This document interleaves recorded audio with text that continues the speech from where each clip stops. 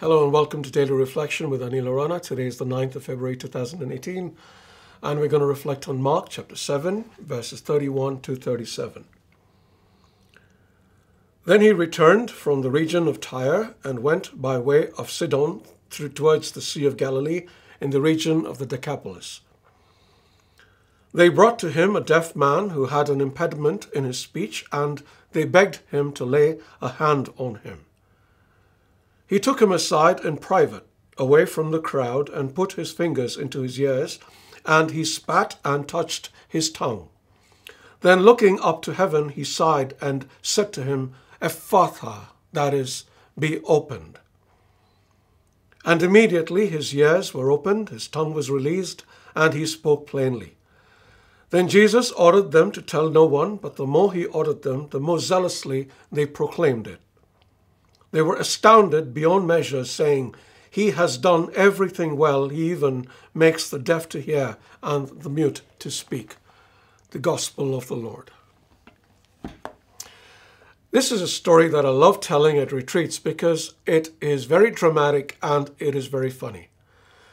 Now, I bet you didn't notice anything funny about it when I read it, so let me tell it to you again and describe exactly what happened. Jesus is in the Decapolis, which is a pagan country, but it is a sign of how his fame has spread that people brought their sick to him. One of the people brought to Jesus was a man who was deaf and dumb. His friends begged Jesus to place his hand on him and heal him. What Jesus did stunned them. He put his fingers into the man's ears.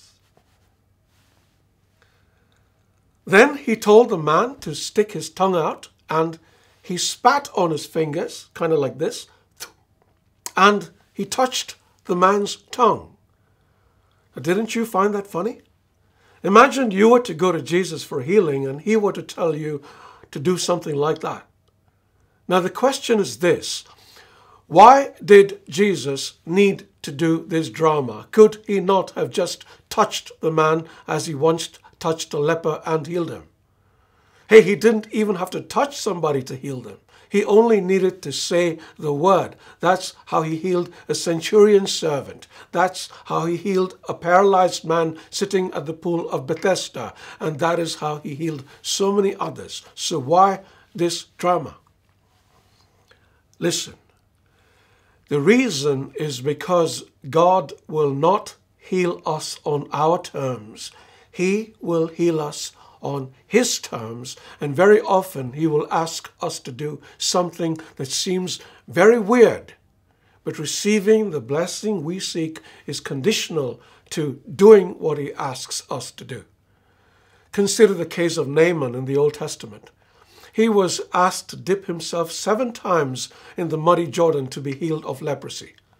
He wouldn't have been healed if he hadn't obeyed God. Or the case of the blind man in the New Testament who approached Jesus to be healed of his blindness.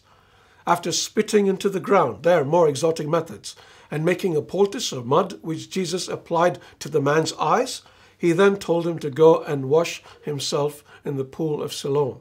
He went, washed, and was able to see. So, when you go to Jesus for anything, especially healing, expect it on his terms, not yours. And may you be healed. May you be blessed. Have a good day.